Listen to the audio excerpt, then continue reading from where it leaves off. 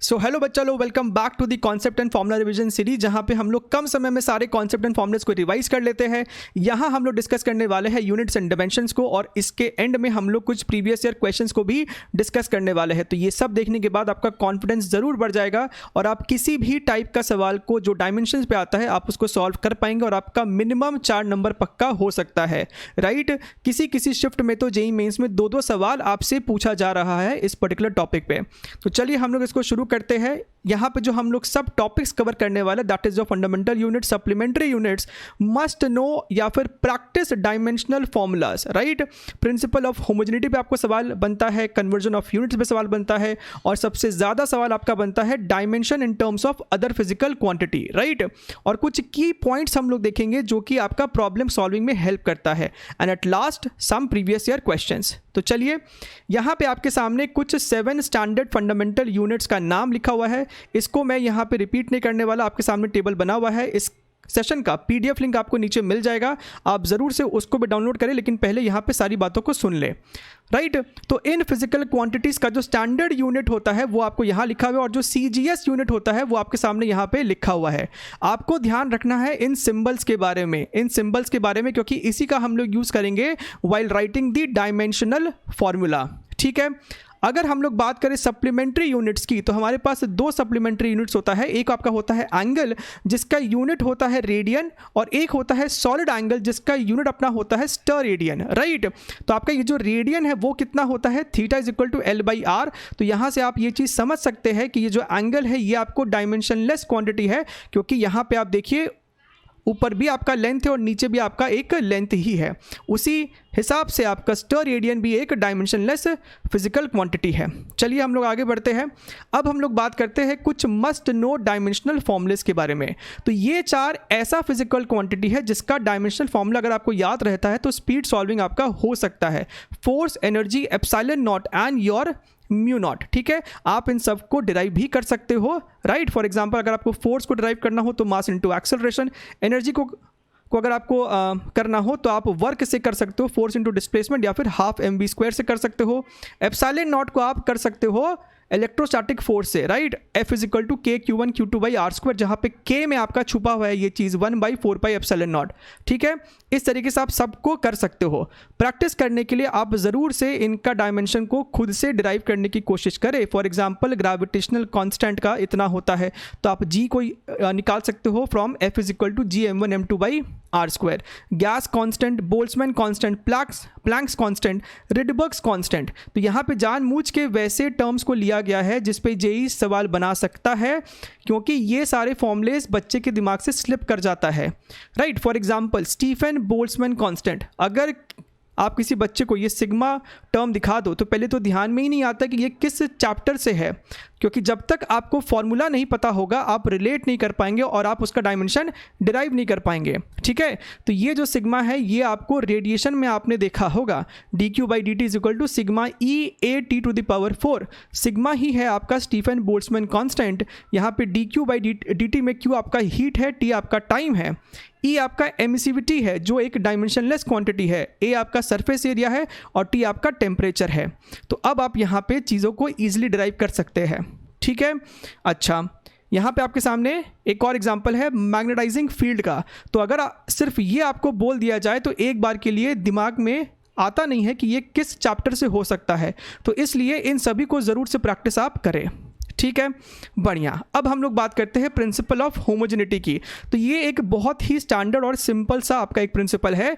अगर आपके पास कोई इक्वेशन है A is equal to B plus C, तो आप उन्हीं 2 टर्म्स को ऐड कर सकते हो जिनका डायमेंशन सेम हो, यानी कि B और C का डायमेंशन सेम होना चाहिए, राइट। और A is equal to B plus C है तो A का डायमेंशन B के डायमेंशन के बराबर भी होना चाहिए। For example S is equal to UT plus half AT², तो यहाँ पे S का डायमेंशन, UT का डायमेंशन और AT² का डायमेंशन बराबर होना चाहिए, ठीक है, एकदम सिंपल है। अच्छा, अब यहाँ जो इसका एप्लीकेशन है वो 2 से 3 टाइप का है। एक आपको होता है conversion of units. Conversion of units, आपको एक सिस्टम ऑफ यूनिट्स में डेटा दिया रहेगा, फॉर एग्जांपल स्टैंडर्ड यूनिट में, एसआई यूनिट में, और आपको उसको सीजीएस में कन्वर्ट करना पड़ सकता है।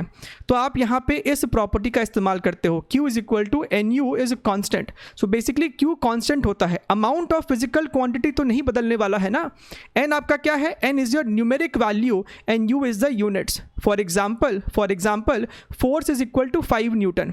सो 5 हो गया आपका न्यूमेरिक वैल्यू और यूनिट वहाँ पे आपका हो जाएगा न्यूटन, राइट, वो आपको हो गया एसआई यूनिट में, ठीक है। सो मुद्दा ये है कि अमाउंट ऑफ फिजिकल क्वांटिटी नहीं चेंज होने वाला है, 1 kg and 1000 gram, right. 1 kg जितना अमाउंट है उतना ही अमाउंट 1000 ग्राम भी है, बस यूनिट का फ़र्क है, फॉर एग्जाम्पल यहाँ पे एक सवाल दिया हुआ है, find how many poise is equal to 1 poiseuille. आपको बता रखा है कि पॉइज जो है वो सीजीएस यूनिट ऑफ विस्कोसिटी है एंड पॉइजली जो है वो आपको स्टैंडर्ड यूनिट ऑफ विस्कोसिटी है। तो इस सवाल को करने से पहले आपको इस विस्कोसिटी का, कोएफिशिएंट ऑफ विस्कोसिटी का डायमेंशन एक बार ही निकाल लेना पड़ेगा, राइट। तो हम इसको निकाल रहे हैं through this formula, Stokes law, F is equal to 6 pi eta RV। तो यहाँ से हमने ईटा को लिखा है F अपॉन RV, और F का डायमेंशन, R का डायमेंशन, V का डायमेंशन लिखना बहुत ईजी है। हमने यहाँ पे इनका डायमेंशन को लिख लिया है। वेलोसिटी क्या होता है, मीटर्स पर सेकेंड, तो लेंथ यहाँ पे टाइम इनवर्स है। तो ये आपका आ गया विस्कोसिटी का डायमेंशन। अब हम लोग यहाँ पे N1U1 is equal to N2U2 को यूज़ करने जा रहे हैं। तो ये अपना हो जाएगा N1U1 is equal to N2U2, जहाँ पे हमें N1 निकालना है, राइट, हमें N1 निकालना है। फाइंड हाउ मेनी पॉइज, तो वो जो हाउ मेनी है वही अपना N1 है। अच्छा, U1 क्या हो जाएगा, unit in terms of CGS। अब आप ध्यान से देखिए, जो कोएफिशिएंट ऑफ विस्कोसिटी है उसका डायमेंशन में है यहाँ पे आपका mass, length inverse, time inverse.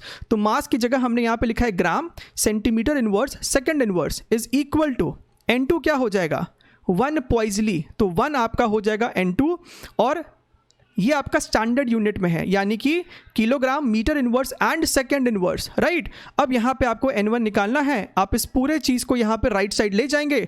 अब आपको केजी को ग्राम में कन्वर्ट करना पड़ेगा ताकि आप ये ग्राम और ये ग्राम को कैंसिल कर पाए। सो फॉर मीटर्स ऑल्सो, और सेकंड इनवर्स तो अपना हो ही जाएगा कैंसिल। तो यहाँ पे आपका 10 आ जाएगा, ठीक है, बढ़िया है। तो यहाँ पे आपका आंसर आ गया N1 इज इक्वल टू 10। अच्छा, एक और जो इसमें बहुत पॉपुलर वैरायटी है, that is your dimension in terms of other physical quantity. For example, expression for time in terms of gravitational constant, Planck's constant, speed of light is proportional to what, ठीक है। तो हमें basically time को express करना है इन terms of G, H and C। तो basically left में जो डायमेंशन होगा वही डायमेंशन आपका राइट में भी होना चाहिए। अब पावर कितना है वो तो हमें नहीं पता है, तो हमने अपने मन से बोल दिया कि time is proportional to G to the power A, H to the power B and C to the power C। यहाँ पे C आपका स्पीड ऑफ लाइट है, ठीक है, बढ़िया है। यानी कि दोनों तरफ आपका डायमेंशन सेम होना चाहिए। So dimension of T is equal to this much. अब यहाँ पे आपको टाइम का डायमेंशन लिखना होगा, ग्रेविटेशनल कांस्टेंट का डायमेंशन लिखा है हमने, प्लैंक्स कांस्टेंट का हमने लिखा है। प्लैंक्स कांस्टेंट भी हम डिराइव कर सकते हैं, energy is equal to H into frequency, वहाँ से C आपका डायमेंशन इतना हो जाएगा। अब यहाँ पे आप लेफ्ट साइड और राइट साइड, ये जो आपका M है उसका पावर को कंपेयर करेंगे, L की पावर को कंपेयर करेंगे और T की पावर को कंपेयर करेंगे। तो राइट हैंड साइड में आप देख सकते हैं यहाँ पे आपका जो M का टोटल पावर आने वाला है that is minus A plus B। उसी तरीके से हमने यहाँ पे सबको लिखा है। फिर आप यहाँ पे कंपेयर करेंगे, यहाँ पे M का पावर 0 है, यहाँ पे है माइनस A प्लस B। तो हमने यहाँ पे लिखा है, यहाँ पे आपका L का पावर है 0, यहाँ पे है इतना, तो यहाँ पे हमने ये इक्वेशन लिखा and so for this equation. अब इस तीनों इक्वेशन को हम सॉल्व कर सकते हैं to get the value of A, B and C। आपको इतना वैल्यू आएगा, यानी कि आपका टाइम हो जाएगा प्रोपोर्शनल दिस मच, और आप इसको इस तरीके से लिख पाएंगे। I hope I am clear, right. Basically ये आपका एक प्रीवियस ईयर क्वेश्चन ही है 2019 का, ठीक है। चलिए, अब ये अपना कुछ की पॉइंट्स है, यानी कि कुछ dimensionless quantity. For example, all trigonometric ratios are dimensionless, क्योंकि ये सब कुछ नहीं, साइड्स का रेशियो ही होता है। एट द सेम टाइम ये जो एंगल्स है वो भी आपको डायमेंशनलेस क्वांटिटी है।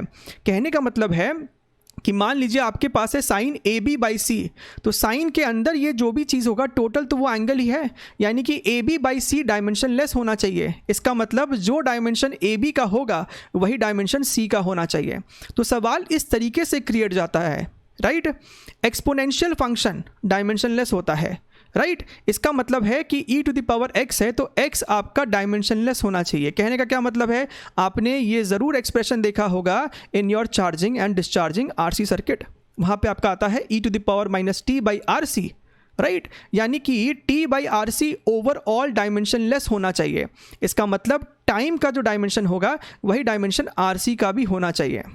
I hope I am clear, right. Reynolds number dimensionless quantity है, डाइलेक्ट्रिक कांस्टेंट डायमेंशनलेस क्वांटिटी है, refractive index and many more, ठीक है, बढ़िया है। अब हम लोग बढ़ते हैं अपने प्रीवियस ईयर क्वेश्चंस की तरफ। तो यहाँ पे आपके सामने ये आपका पहला सवाल है, 2020 का है ये क्वेश्चन, और आपको ये रिकमेंडेड है कि आप इसको पहले खुद से अटेम्प्ट करें और फिर सॉल्यूशंस को देखें, ठीक है। The dimension of stopping potential V naught in photoelectric effect in units of Planck constant, speed of light, gravitational constant and ampere is how much? ठीक है, सो बेसिकली हमको इस V naught को इन चारों के टर्म्स में लिखना है, ठीक है। सो बड़ा ही सिंपल सा है, ये वही वैरायटी हो गया कि h की पावर a, c की पावर b, g की पावर c एंड a की पावर d। अब हमको यहाँ पे बेसिकली डायमेंशन लिखना आना चाहिए, वहाँ पे मेरा स्पीड मैटर करता है कि हम कितनी जल्दी इस पोटेंशियल का डायमेंशन लिख पाते हैं। तो उसके लिए हमने क्या इस्तेमाल किया है, आपने कभी ना कभी ये वाला फॉर्मूला देखा होगा कि energy is equal to q into v, right. तो अब आप v का डायमेंशन लिख सकते हो, dimension of energy upon dimension of charge, और चार्ज क्या होता है, करंट इनटू टाइम। तो उस तरीके से हमने यहाँ पे डायमेंशन लिख दिया, किसका, पोटेंशियल का। यहाँ पे उसको सब्स्टिट्यूट कर दीजिए, प्लैंक्स कांस्टेंट का डिराइव कीजिए, speed of light, gravitational constant का डायमेंशन ये है, और ये अपना a तो a ही रहने वाला है। अब यहाँ पे वही बात है, आपको m की पावर कंपेयर करनी होगी, l की पावर, t की पावर एंड a की पावर। आपने कंपेयर करा है LHS RHS में, आपको ये 4 इक्वेशन बनेगा। आप इन चारों को सॉल्व करेंगे, आपको ये चारों वैल्यूज निकल के आएंगी a b c d की, यानी कि a की यहाँ पे a अपना 0 है which means h to the power 0, b अपना 5 है जिसका मतलब c to the power 5, and c अपना -1, d अपना -1 which means g to the power -1 and a to the power -1। इस तरीके से अपना ऑप्शन नंबर b सही हो जाएगा, ठीक है, बढ़िया है। ये सवाल देखिए, uh quantity x is given by this much, जहाँ पे आपका i जो है वो मोमेंट ऑफ इनर्शिया है, f अपना फोर्स है, v अपना वेलोसिटी, w वर्क है और l लेंथ है। The dimensional formula of x is same as that of. तो ये क्वेश्चन अगेन आपसे स्पीड डिमांड कर रहा है, राइट, स्पीड आपसे डिमांड कर रहा है। सबसे पहले आपको x का डायमेंशन निकालना होगा, ठीक है, यानी कि राइट हैंड साइड का आपको कंप्लीट डायमेंशन को सॉल्व करना होगा। तो मोमेंट ऑफ इनर्शिया यानी कि md square mr square, right. तो यहाँ पर हमने लिखा है ये आपका मास, ये आपका लेंथ स्क्वायर हो गया। फोर्स का डायमेंशन आपको याद होना चाहिए, स्पीड तो आप इजीली लिख सकते हो। ये आपका वर्क है यानी कि डायमेंशन ऑफ एनर्जी, और ये आपका लेंथ है तो हमने लिखा, तो ये मेरा आ गया डायमेंशन ऑफ x। अब यहाँ पे आपको चारों का एक एक करके निकालना पड़ेगा। तो प्लैंक्स कांस्टेंट का आप इस तरीके से निकाल सकते हो। ये आपका क्या है, फोर्स कांस्टेंट यानी कि अपना स्प्रिंग कांस्टेंट, तो फोर्स अपॉन x ये आ गया। ये आपका क्या है, एनर्जी डेंसिटी, राइट, यानी कि एनर्जी अपॉन वॉल्यूम। तो ये डायमेंशन निकला और आपने देखा कि अच्छा ये दोनों तो सेम है, यानी कि ऑप्शन नंबर सी अपना सही जवाब है, ठीक है। चलिए question number 3, again same variety है। ये वैरायटी बहुत पॉपुलर है, इसलिए 2 से 3 सवाल आपको इसी पे कराया जा रहा है। हमसे बोल रहा है कि if momentum, area and time are taken to be the fundamental quantities then the dimensional formula for energy is what. So basically हमको एनर्जी को लिखना है इनके टर्म्स में। तो फिर से वही कहानी है कि हमने यहाँ पे लिखा है dimension of energy is equal to dimension of what, momentum to the power a, this to the power b and this to the power c। फिर से आप यहाँ पे सबका डायमेंशन को लिखे, अगेन पावर्स को कंपेयर करें, you will get a, b and c values. यहाँ पे आप सब्स्टिट्यूट करेंगे p to the power a यानी कि p to the power 1, right, a to the power b which means a to the power half and so on. तो आपका option number b आ जाएगा, ठीक है। इसीलिए शुरू से लेके अंत तक अगर जो बच्चा इसको देखेगा उसको सच में सब समझ में आने वाला है। ये वैरायटी आपसे जुलाई अटेम्प्ट में या फिर आपका मार्च अटेम्प्ट में काफ़ी पूछा गया था। The force of interaction between 2 atoms is given by this much, where x is the distance, k is the Boltzmann constant. तो ये नाम सुनते के साथ आपको इक्वेशन मन में बनना चाहिए, right. Equipartition law energy is equal to half kT, right. बढ़िया है। So K is the Boltzmann constant, T is the temperature, and alpha and beta are two constants, right? Alpha and beta are two constants. The dimension of beta is what? तो अब यहाँ पे आप देखिए इस सवाल को हम कैसे हैंडल कर सकते हैं। अगर आप ध्यान से देखें, हमसे बीटा का डायमेंशन पूछा जा रहा है। एक्सपोनेंट के अंदर जितना भी कुछ होगा वो डायमेंशनलेस होना चाहिए ओवरऑल, यानी कि आप देख सकते हैं ना, एक्स स्क्वायर का जो डायमेंशन होगा वही पूरे नीचे वाले का भी होना चाहिए। बढ़िया है। अब एक्स स्क्वायर का डायमेंशन बोले तो एल स्क्वायर, अल्फा का हमको निकालना है। के टी आपका बेसिकली क्या है, एनर्जी ही तो है, energy is equal to half K T. So जो डायमेंशन के टी का होगा वही डायमेंशन आपका एनर्जी का भी होने वाला है। तो यहाँ पे हमने निकाल लिया अल्फा का डायमेंशन। फिर आप देख सकते हैं फोर्स का जो डायमेंशन होगा वही आपका अल्फा बीटा का मिला के होगा, तो वहाँ से हम निकाल लेंगे डायमेंशन ऑफ बीटा। क्लियर है।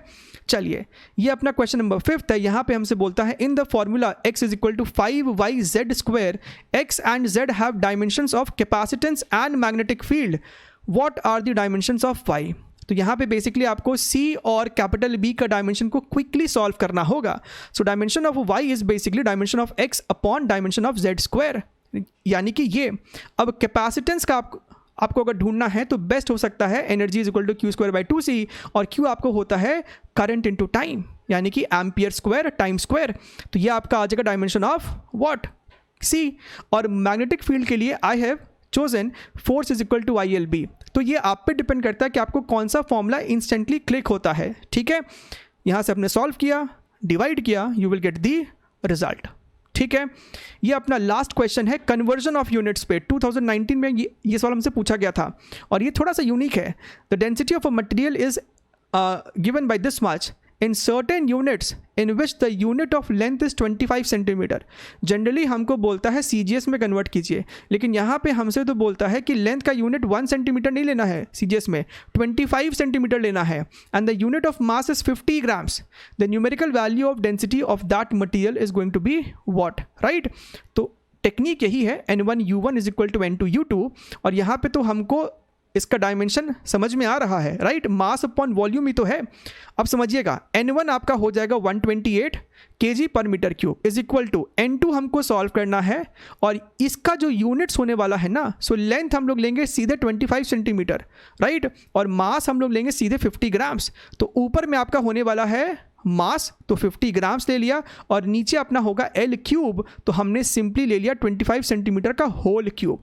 अब आपको बस इसको सॉल्व करना है। आप यहाँ पे केजी को ग्राम में और मीटर क्यूब को सेंटीमीटर क्यूब में कन्वर्ट करेंगे, ताकि हम ग्राम सेंटीमीटर क्यूब और ग्राम सेंटीमीटर क्यूब को कैंसिल कर पाए। आप इसको सॉल्व करेंगे, आपको N2 की वैल्यू निकल के आएगी 40, and that is going to be the answer, right. So I hope आपको अब कॉन्फिडेंस गेन हुआ होगा। इसके अलावा आप 2021 फरवरी, मार्च एंड जुलाई अटेम्प्ट्स का जितना भी क्वेश्चंस है यूनिट्स एंड डायमेंशन का, वो सब हमारे चैनल पे सॉल्व है। सभी का लिंक आपको नीचे मिल जाएगा। आप इसके बाद उसको भी जाके ज़रूर से प्रैक्टिस करें, आपको कॉन्फिडेंस बहुत मिलेगा। ठीक है, चैनल को ज़रूर से सब्सक्राइब कीजिएगा, hit that bell icon, and we shall be meeting in more videos. तब तक के लिए टेक केयर, बाय बाय।